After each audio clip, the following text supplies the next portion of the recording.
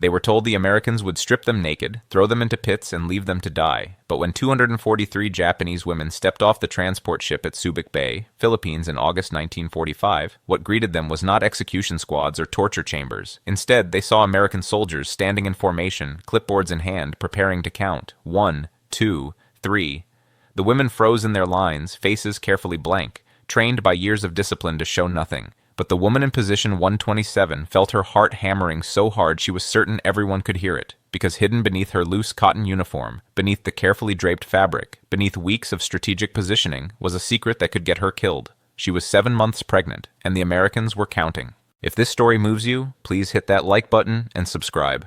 What happens next will challenge everything you think you know about war, mercy, and the impossible choices women make to survive. The journey had begun 3 weeks earlier on Saipan. The island had fallen to American forces in July 1944, but scattered groups of Japanese civilians and military personnel had hidden in caves, in the jungle, in the ruins of bombed-out buildings for over a year. Keiko Tanaka had been among them. At 24, she had arrived on Saipan as part of the Women's Patriotic Service, assigned to work in the island's administrative offices. She typed reports, filed documents, and in the evenings she wrote letters home to her parents in Hiroshima, telling them she was safe, that the war would be over soon, that Japan would prevail. She had believed it then. The baby had been conceived in March 1945. His father was Lieutenant Yamamoto, a signals officer who had promised to marry her when the war ended. They had loved each other in the desperate way people love when the world is ending around them, every moment stolen, every touch precious, because tomorrow might never come.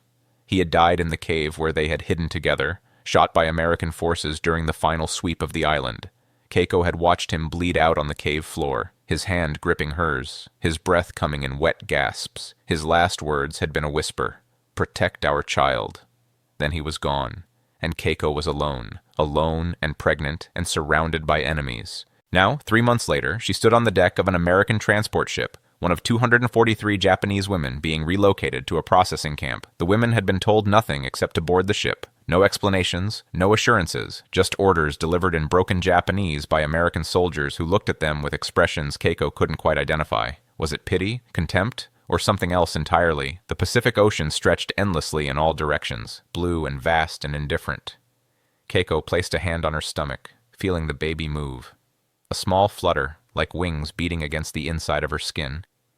She had managed to hide the pregnancy so far by wearing loose clothing, by positioning herself at the back of groups, by moving carefully, deliberately, never drawing attention. But how much longer could she hide? The baby was growing, her belly swelling. Soon, no amount of careful draping would conceal the truth. Keiko was not alone in her fear, though her fear was different, more specific, more immediate. The 243 women came from different backgrounds. Some, like Keiko, had been civilian workers. Others had been nurses, teachers assigned to Japanese settlements, or simply women who had followed husbands and fathers to the occupied territories. A few did not speak of what they had done during the war, their silence more telling than words. They were sorted by the Americans into sections of the ship's hold. Keiko found herself in Section C, along with 40 other women. The space was cramped, metal bunks stacked 3 high, the air thick with the smell of bodies, salt water, and the faint odor of vomit from those who couldn't handle the ship's constant rocking. On the second day, Keiko met Nurse Sato. Sato was older, perhaps 45, with gray streaking her black hair and eyes that had seen too much. She had worked in a field hospital on Saipan, treating wounded soldiers until the hospital was overrun. She carried herself with the quiet authority of someone who had held men's intestines in her hands and stitched them back together, who had made decisions about who would live and who would die. She sat down beside Keiko during the evening meal, rice balls and canned fish distributed by American sailors, and spoke quietly without looking at her. "How far along are you?" Keiko's chopsticks froze halfway to her mouth. She looked at Sato, her face carefully blank, years of training taking over. "I don't know what you—" "I was a midwife before I became a nurse," Sato interrupted gently. "I've delivered over 200 babies. I can see it in the way you move, the way you position your body, the way you touched your stomach when you thought no one was looking. How far?" Keiko's throat tightened. Trust was dangerous. Trust could get you killed. But this woman's eyes held no judgment, only professional assessment, clinical observation. 7 months, Keiko whispered. Sato nodded slowly, her face revealing nothing. "And the father?" "Dead. Killed on Saipan." "Were you married?" The question hung between them like a physical thing. In Japan, an unmarried pregnant woman was a disgrace to her family. Her parents would be shamed. She would be cast out, considered worse than a criminal. But here, on a ship in the middle of the Pacific Ocean, surrounded by the wreckage of a lost war and the uncertainty of an unknowable future. Did such things still matter? No, Keiko said simply. Sato was quiet for a long moment. The ship rocked beneath them. Somewhere in the hold, a woman was crying, quiet sobs that she tried to muffle. Finally, Sato said, "When we arrive at the camp, there will be medical examinations. They will discover your condition." "I know. What do you think they will do?" Keiko had spent weeks turning this question over in her mind, examining it from every angle like a stone she couldn't put down.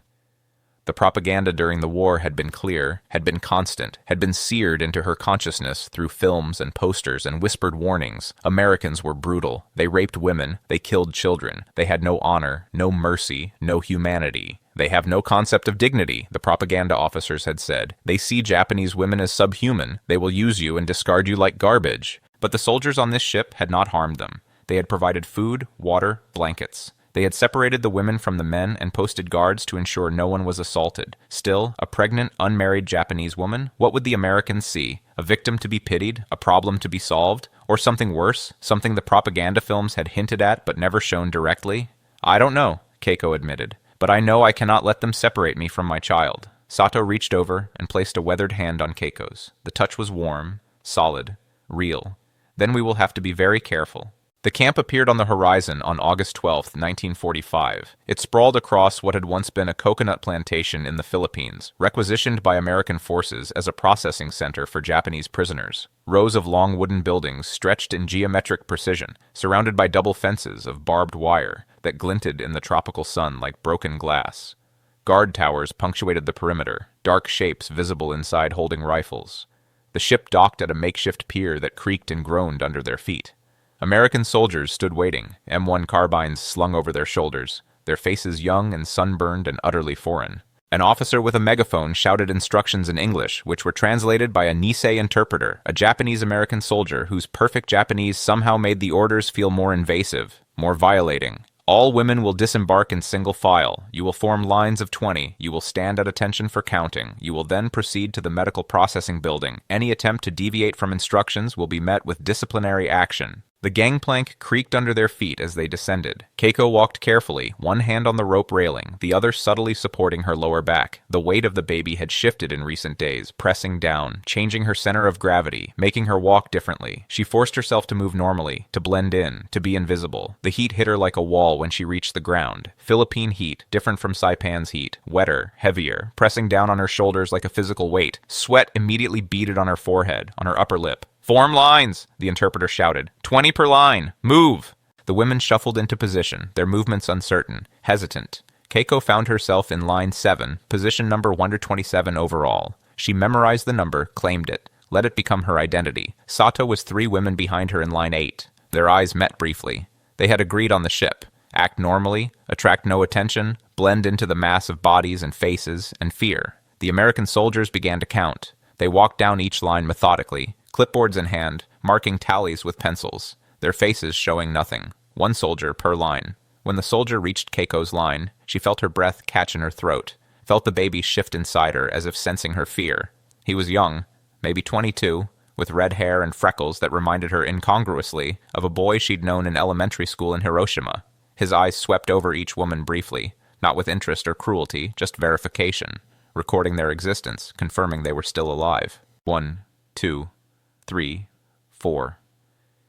He moved down the line with mechanical efficiency. Keiko stood perfectly still, shoulders back, face expressionless. She had practiced this posture for weeks on the ship.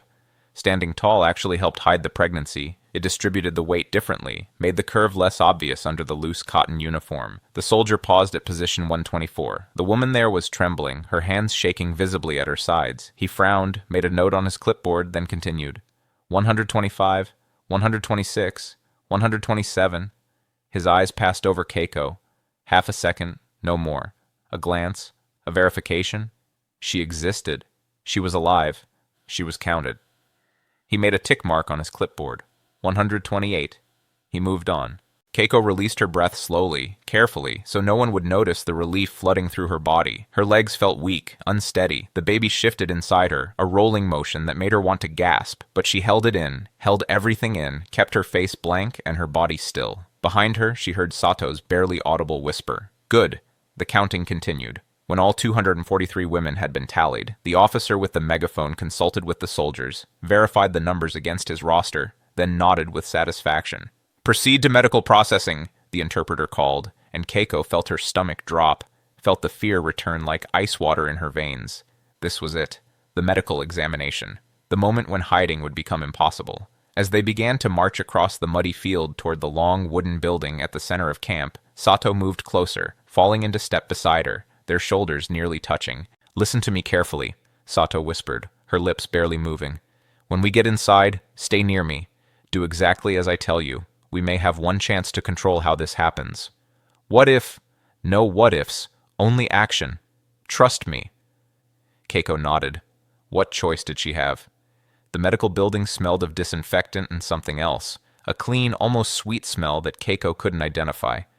Not the smell of blood or death or suffering, which she had expected.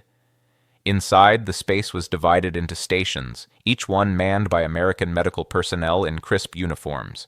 At the first station, women were weighed and their height measured. At the second, their eyes, ears, and throats were examined. At the third, they were checked for skin conditions, lice, parasites. And at the fourth station, behind a privacy screen, more thorough examinations were conducted. Keiko's throat went dry as she saw the screen. Behind it, a female army nurse in a white uniform was conducting what appeared to be physical examinations that would reveal everything. The women moved through the stations in groups of 5. Keiko was in the third group. Sato had been pulled into a different group, separated by the American sorting system. Panic flared in Keiko's chest. The plan, whatever it was, required Sato. Without her... Next group, an American nurse called, gesturing to Keiko and 4 other women. They approached the first station. An American medic, a young man with thick glasses and a clipboard, gestured to the scale without smiling. Step up, please, the interpreter translated. Keiko stepped onto the scale, her heart hammering. Would the weight give her away? She'd gained maybe 15 pounds, but she'd been thin to start. The medic frowned, adjusted the weights, made a note. 118 pounds. Was that normal? Too much? Keiko couldn't tell from his expression. At the second station, an older woman, an American army nurse with kind eyes and gray hair, smiled at her. I'm going to look in your eyes and ears, honey, she said gently. The nurse's touch was light, professional. She used a small flashlight to peer into Keiko's eyes, checking each pupil, then her ears. Then she had Keiko open her mouth and looked at her throat and teeth with the flashlight. Good. No signs of infection. Your teeth need some work, but that can wait. Teeth work? They were planning to fix her teeth? The thought was absurd, surreal. The third station passed in a blur. Skin check, no rashes, no problems. And then the privacy screen loomed ahead. Behind it, Keiko could hear voices, the nurse speaking in English, a woman responding in halting Japanese. When it was Keiko's turn, she stepped behind the screen, her legs barely holding her, every muscle tense. The nurse was in her 30s, brown hair pulled back in a tight bun, stethoscope around her neck. She smiled when she saw Keiko, a professional smile that revealed nothing. Hello, I'm Lieutenant Morrison. I'm going to do a quick physical examination. Please remove your shirt. The interpreter translated. Keiko's hands shook as she unbuttoned her shirt. This was it, the moment when everything would be exposed, when the secret she'd protected for months would be revealed. She pulled the shirt off. Underneath, she wore a simple cotton undershirt, and beneath that, a wrap she'd fashioned to compress and disguise her growing belly. Lieutenant Morrison's eyes went immediately to the wrap. Her smile faded. She said something sharp in English to the interpreter. The interpreter, a young Nisei woman, looked uncomfortable. She turned to Keiko. The lieutenant wants to know why you're wearing a compression bandage. Keiko's mind raced. What could she say? What lie would possibly? And then, from behind her, a voice. Sato's voice. She has a stomach injury from the bombing on Saipan. Keiko turned. Sato had somehow slipped behind the screen, had positioned herself there with such casual authority that the Americans hadn't questioned it. She stood there calmly, her face composed, speaking in Japanese to the interpreter with the confidence of a medical professional. A piece of shrapnel caused internal bleeding. I treated her in the field hospital. The compression helps with the pain and supports the healing tissue. Without it, she experiences significant discomfort. It was a complete lie. But Sato delivered it with such professional confidence, such clinical detachment, that even Keiko almost believed it. The interpreter translated to Lieutenant Morrison. The American nurse frowned, studied Keiko's face, then spoke. I'd like to examine the injury site. Sato nodded. She moved to Keiko's side and began to unwrap the compression bandage slowly, methodically, her movements practiced and sure. As she did, she positioned herself between Keiko and the nurse, blocking the direct view with her body. The scar tissue is still tender, Sato explained through the interpreter. Any pressure causes significant pain. That's why the compression is medically necessary for at least another month. The bandage came off. Keiko stood there, her 7-month pregnant belly now visible, exposed, vulnerable. But Sato's body shielded most of it from Lieutenant Morrison's direct view. Sato's hand moved to Keiko's abdomen, pressing gently on the upper part, high on her ribcage, away from where the baby rested low. "Here," Sato said, her finger pointing to a spot that showed nothing. "The shrapnel entered here. You can still see slight discoloration from the internal trauma." Lieutenant Morrison stepped closer, but instead of pushing Sato aside to get a better view, she simply asked, "May I feel the area?" Her voice was professional, careful. Sato nodded, but kept her own hand strategically placed, one high on Keiko's ribcage, one low near her hip, framing the pregnant belly without acknowledging it. Morrison's fingers pressed gently against Keiko's abdomen, high up, near her ribcage, nowhere near the obvious swell of pregnancy lower down. "Does this hurt?" Morrison asked through the interpreter. Keiko, following Sato's lead, nodded. "Yes, it hurts." Morrison frowned thoughtfully, her fingers probing gently, and then the baby kicked. Keiko felt it, a strong, unmistakable movement low in her belly, a rolling motion that seemed to ripple across her entire abdomen. Her eyes widened in horror. Morrison had to have felt it too. She had to have noticed. She had to... But Morrison's hand was still high on Keiko's ribcage. The kick had been lower, much lower, where Sato's hand rested. Sato didn't flinch, didn't react, didn't move. She simply kept her hand in place, her palm flat against Keiko's belly, absorbing the movement, hiding it, protecting the secret. Lieutenant Morrison stepped back. She made a note on her clipboard, her expression unreadable. "The scar tissue seems to be healing well. Keep the compression bandage on for another few weeks, then gradually reduce the support. If the pain increases or you develop fever, report to the medical building immediately." She smiled at Keiko, that same professional smile. "You're doing fine. You can get dressed." Sato helped Keiko rewrap the bandage, her movements quick and efficient. The American nurse had already moved on to the next woman, calling her forward. As they stepped out from behind the screen, Keiko's legs nearly gave out. Sato caught her arm, steadying her, her grip firm. "Breathe," Sato whispered. "We're not safe yet. But we've bought time." Keiko wanted to ask how. How had Sato gotten behind the screen? How had she known the baby would kick at that exact moment? How had she blocked it so perfectly? But there was no time for questions. They were being herded toward the exit, toward the next phase of processing, toward whatever came next. As they walked out into the brutal afternoon sun, Keiko glanced back at the medical building. Lieutenant Morrison stood in the doorway, watching them leave. Her expression was unreadable, her eyes following Keiko specifically, and Keiko couldn't shake the feeling, the deep suspicion, that the American nurse knew exactly what she had seen, or chosen not to see. The women were divided into barracks groups of 30. Keiko and Sato were assigned to Barracks 7, a long wooden structure with screened windows and a corrugated metal roof that radiated heat like an oven. Inside, there were 15 bunk beds on each side, simple metal frames with thin mattresses. But the mattresses were clean. Each bed had a pillow, a sheet, and a wool blanket folded at the foot. Keiko stared at her assigned bunk, a lower one, number 23, and felt a wave of disbelief wash over her. They had been given beds, not cages, not bare floors, not the wire pens the propaganda had promised, actual beds with actual mattresses. Sato took the bunk next to her, number 24. As they sat down, other women began filing in, choosing their spots, murmuring to each other in low voices. One woman, maybe 40 years old with silver threading her black hair, sat on the bunk across from Keiko. Her name was Fumiko. She had been a schoolteacher on Saipan, teaching Japanese language and culture to the children of settlers. "I expected cages," Fumiko said quietly, her voice barely above a whisper. "I expected to be treated like animals, like dogs." A younger woman, barely 20, named Yuki, climbed onto the top bunk above Fumiko. Her movements were nervous, uncertain. "The soldiers on the ship gave us food, real rice, not scraps." An older woman spat from across the aisle. Her name was Hana, and her face was hard, carved by bitterness and loss. "Propaganda. They're softening us up, making us compliant before they use us." The barracks went silent. Every woman understood what use us meant. Sato spoke, her voice calm but firm. "Or perhaps the propaganda we were fed in Japan was the lie. Perhaps this is simply how they treat prisoners according to their laws." "With decency?" Hana's laugh was bitter, harsh. "Don't be naive. Americans don't have decency. Not toward us. Not toward Japanese." "Then why haven't they hurt us yet?" Yuki asked, her voice small and frightened. Hana had no answer for that. None of them did. A bell rang outside, loud and jarring. Through the window, they saw American soldiers gathering the women into formation in the central yard. "Dinner assembly," a soldier called through the interpreter.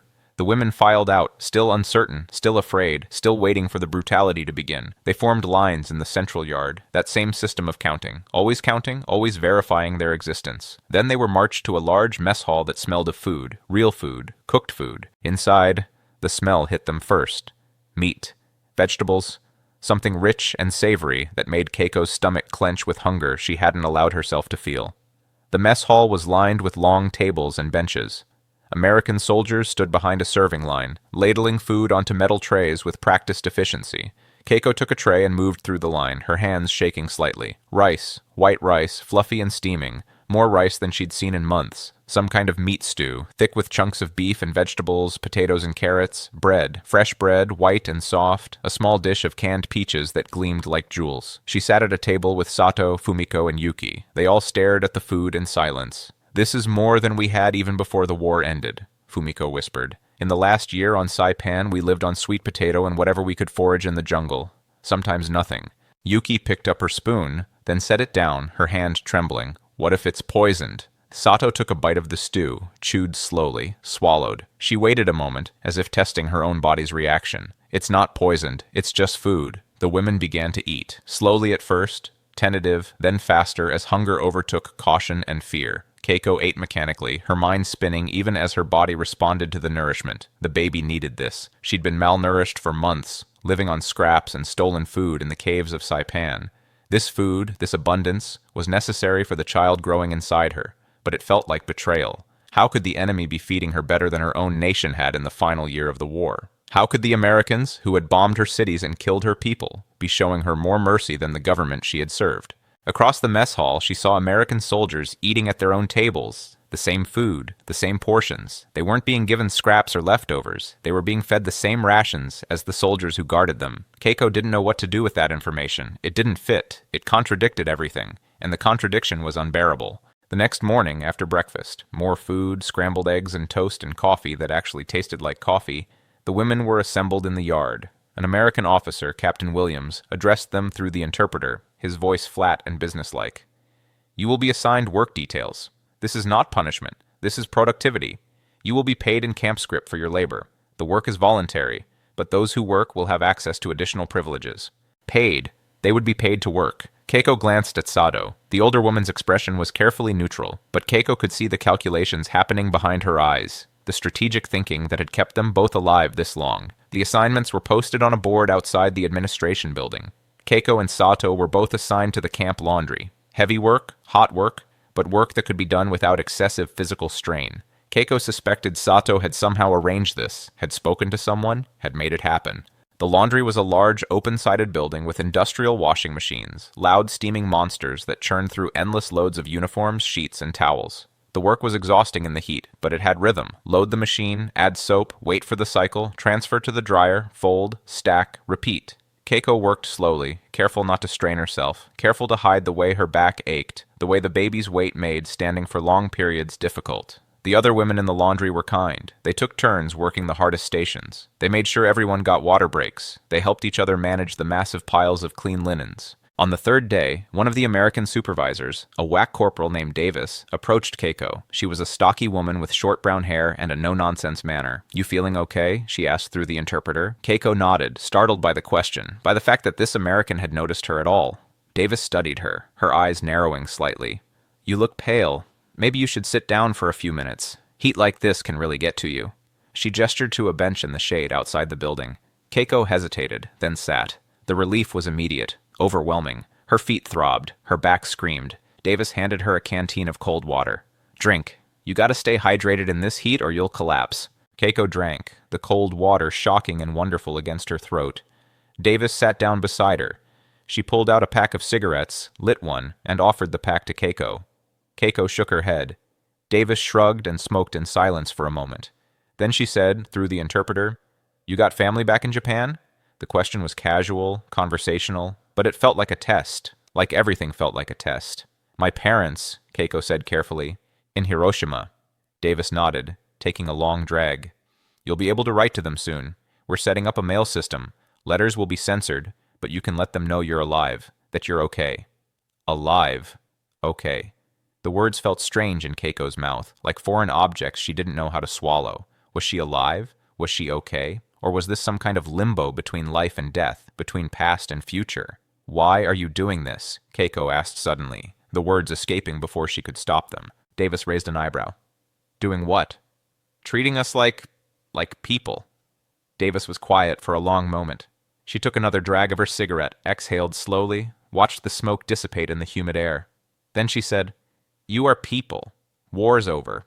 You're prisoners. Yeah, but that doesn't mean we gotta be assholes about it. Doesn't mean we gotta make you suffer just because we can."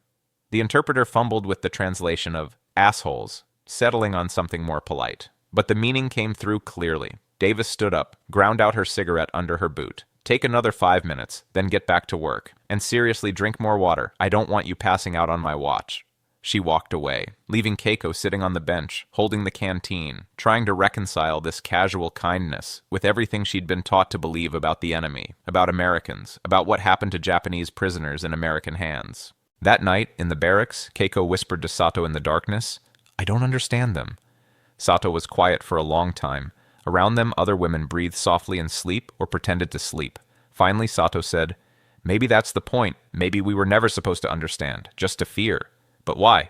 Fear keeps people obedient. If we feared the enemy more than we feared our own leaders, we would fight harder, die more willingly, sacrifice more completely." Keiko thought of the women jumping from the cliffs on Saipan. She had seen them in those final days before the American soldiers found her hiding in the cave. Mothers holding babies, grandmothers clutching grandchildren. They had chosen the rocks and the sea and certain death over the possibility of American capture. They had believed the propaganda so completely that death seemed preferable to mercy. "I'm glad I didn't jump," Keiko whispered. Sato reached over in the darkness and squeezed her hand. "So am I." By late September, Keiko could no longer hide. The baby had dropped, settling lower in her pelvis, preparing for birth. Her belly was unmistakably pregnant now, even under the loosest clothing. She walked with the distinctive waddle of late pregnancy, her hand pressed against her lower back, and the Braxton Hicks contractions had started. Practice contractions that took her breath away, that made her stop whatever she was doing and wait for them to pass. Sato examined her in the privacy of the barracks bathroom, her hands gentle but thorough. 2 weeks, Sato said quietly.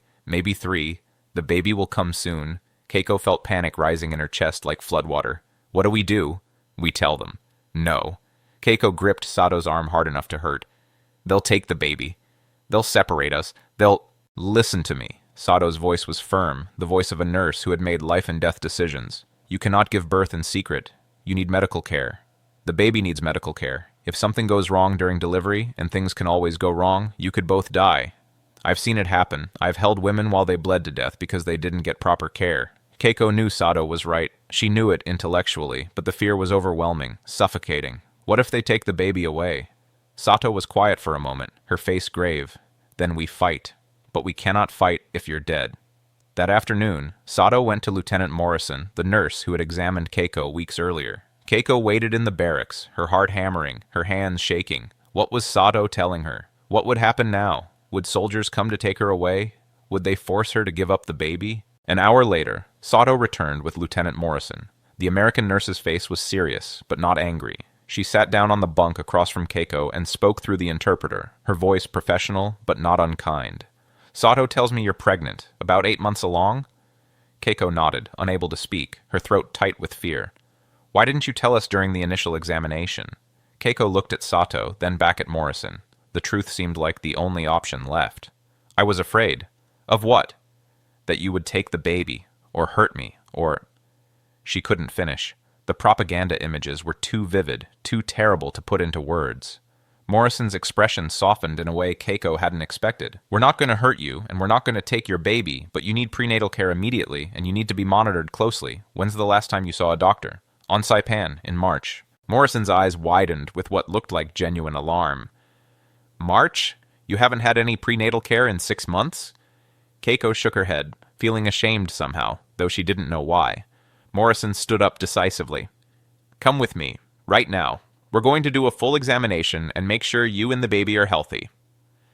At the camp hospital, Morrison conducted a thorough examination. She measured Keiko's belly with a tape measure, marking the measurements on a chart. She listened to the baby's heartbeat with a stethoscope, her face concentrating, counting silently. She checked Keiko's blood pressure, tested her urine, examined her hands and feet for swelling. When she was finished, she sat down across from Keiko and spoke through the interpreter, her manner straightforward. "The baby seems healthy, strong heartbeat, good movement, but your blood pressure is elevated, which concerns me. You're also malnourished, which means the baby is probably smaller than it should be. We're going to put you on a special diet, more protein, more vitamins, more calories, and I want to see you every 3 days until delivery." She paused, her expression gentler. "I need to ask you something personal. Where is the father?" Keiko's throat tightened. The grief was still so close to the surface, so raw. "He's dead. He was killed on Saipan during the fighting." Morrison nodded slowly. "I'm sorry for your loss." The sympathy in her voice, the genuine compassion, broke something inside Keiko. Tears spilled down her cheeks, hot and sudden. She couldn't stop them. "I loved him," she whispered. "We were going to marry after the war. He wanted this baby. He died protecting us." Morrison reached across and squeezed Keiko's hand. Her grip was warm, firm, real. "You're going to be okay. We're going to take care of you. Both of you. I promise." A promise. From an enemy. From an American. Keiko didn't know if she could believe it. But she wanted to. God, how she wanted to. 2 weeks later, the re-education programs began. All prisoners were required to attend lectures twice a week in the mess hall. The Americans called it democratic education. Hana called it brainwashing, called it American propaganda designed to make them hate their own country. The first lecture was about war crimes.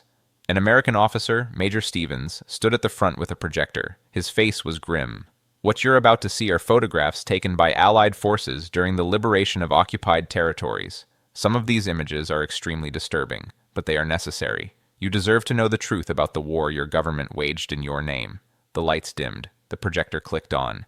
The first image appeared on the white sheet hung against the wall. A mass grave in China, bodies piled on bodies, men, women, children, their faces frozen in death. The second image, Filipino civilians lined up against a wall, moments before execution. The third image, the Bataan Death March. Emaciated prisoners of war, American and Filipino, forced to walk until they dropped dead on the road. Image after image, each one worse than the last. The rape of Nanking, medical experiments on live prisoners, forced labor camps where people worked until they died, Korean comfort women, enslaved, brutalized, their faces blank with trauma. The room was silent except for the click of the projector and the sound of women crying. Some covered their mouths, others turned away, unable to look. A few watched, with tears streaming down their faces. Keiko stared at the screen, her hands gripping the bench beneath her until her knuckles turned white. She had known, and she hadn't known. She had heard rumors during the war, whispers of atrocities in China, in the Philippines. But the propaganda had been so constant, so pervasive.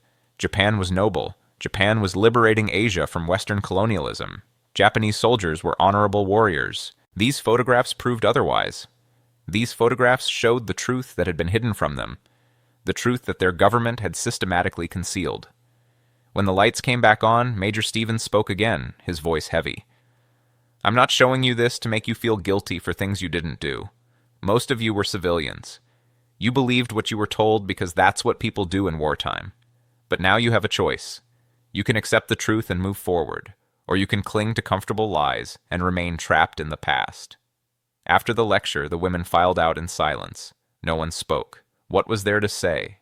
Fumiko was pale, her hands shaking. Yuki was crying openly, her face wet with tears. Even Hana looked shaken, her certainty cracked. That night, Keiko couldn't sleep. She lay in her bunk, her hand on her belly, feeling the baby move inside her.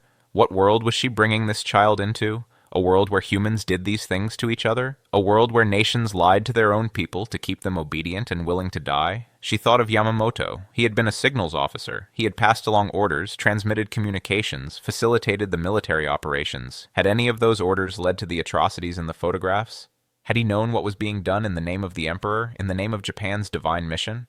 She would never know. He was gone, and she was left with questions that had no answers, with guilt that had no clear object, with grief that mixed with shame and confusion. "I'm sorry," she whispered to the baby. "I'm sorry for the world we made for you. I'm sorry for what we did.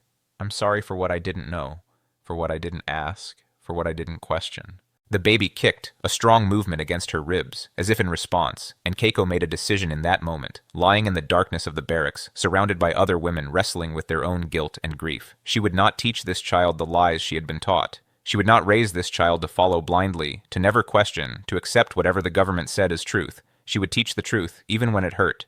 even when it meant admitting her own failures, her own complicity, her own moral blindness. Because if there was any hope for the future, it lay in breaking the cycle of lies. It lay in raising children who asked questions, who demanded truth, who refused to be led into darkness by leaders who claimed divine authority. Keiko woke at 3 in the morning on October 18th. Her nightgown soaked with fluid. Her water had broken. For a moment, she lay there in the darkness, processing the reality of what was happening. Then the first contraction hit, a band of pressure tightening around her belly, squeezing relentlessly, then releasing.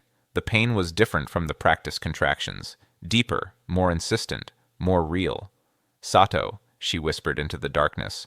Sato was awake instantly, her years as a nurse giving her the ability to wake fully alert. "It's time?" Keiko nodded, unable to speak as another contraction gripped her. Within minutes, they were at the hospital. Lieutenant Morrison was called from her quarters. She arrived, still tying her hair back, her face alert despite the hour. She took one look at Keiko and said, "Let's get you into the delivery room." The delivery room was small, clean, with white walls and bright overhead lights. Morrison checked her cervix, her touch professional, gentle. "You're at 4 centimeters. It's going to be several hours yet. First babies usually take their time." Hours passed. The contractions came in waves, each one stronger than the last, each one taking her breath away. Sato held Keiko's hand, coached her breathing, wiped her face with a cool cloth. Morrison checked her progress regularly, murmured encouragement in English that the interpreter translated. At one point, delirious with pain and exhaustion, Keiko grabbed Morrison's hand with desperate strength. "Promise me," she gasped between contractions. "Promise you won't take my baby. Promise he stays with me." Morrison looked her directly in the eyes, her gaze steady and clear. "I promise. Your baby stays with you. No one is going to separate you. You have my word." Keiko wanted to believe her. She had no choice but to believe her. She was completely vulnerable, completely dependent on this American woman, this enemy who had shown her nothing but kindness. At 2:47 in the afternoon, after nearly 12 hours of labor, Keiko's son was born. He came into the world screaming, his tiny fists waving in fury, his face red with the outrage of being forced from the warm darkness into the bright, cold world. Morrison placed him on Keiko's chest, skin to skin, mother and son meeting for the first time. Keiko looked down at this impossibly small person, this person who had been growing inside her for 9 months, who she had protected and hidden and worried over. His eyes were closed, his tiny mouth open, his whole body trembling with life, and she fell completely, irrevocably in love. A love so fierce and immediate and overwhelming that it took her breath away. "Hello," she whispered in Japanese, her voice breaking. "I'm your mother, and I promise you, I will never lie to you. I will tell you the truth, always, even when it's hard, even when it hurts." Morrison cleaned the baby, weighed him, wrapped him in a soft blanket.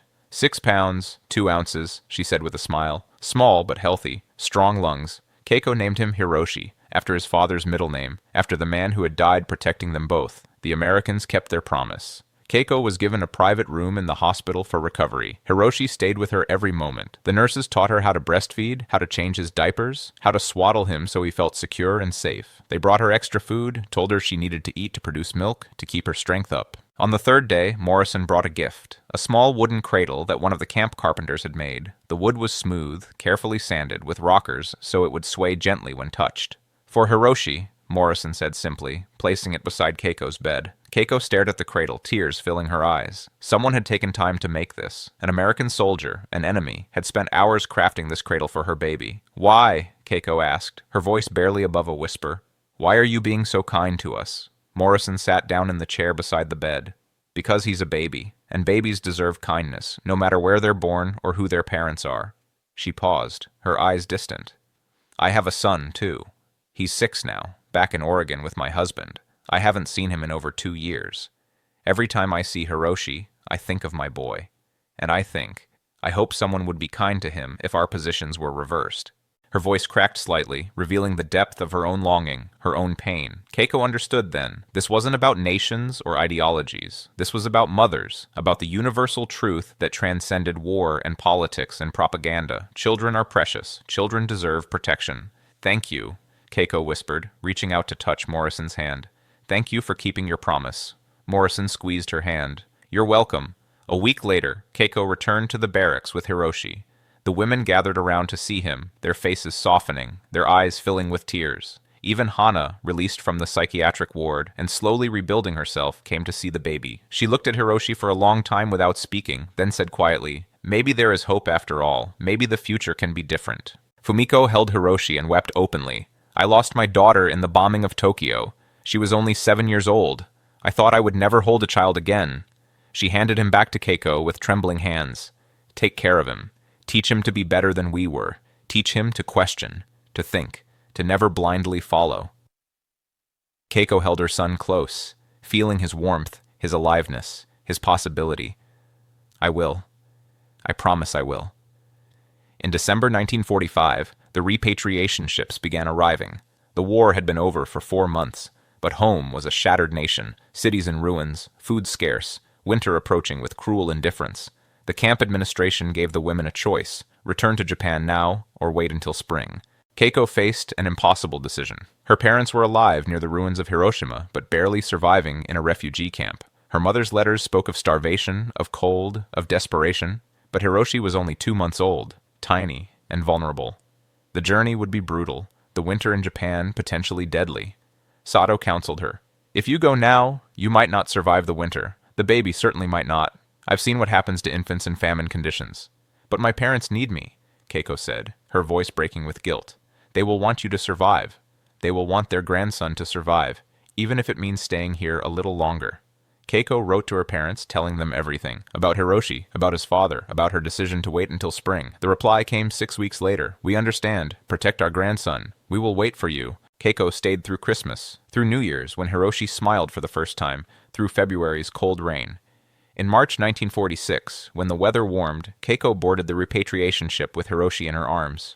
Sato came with her, so did Fumiko and Yuki. Hana chose to stay, needing more time to heal. Japan was worse than Keiko had imagined. Yokohama was rubble, entire neighborhoods reduced to ash. People moved through the ruins like ghosts, hollow-eyed and skeletal. She found her parents in a refugee camp outside Hiroshima. They were painfully thin, but alive. When they saw Keiko and Hiroshi, her mother wept. You're alive, you're both alive. Her father held Hiroshi with shaking hands. He's beautiful.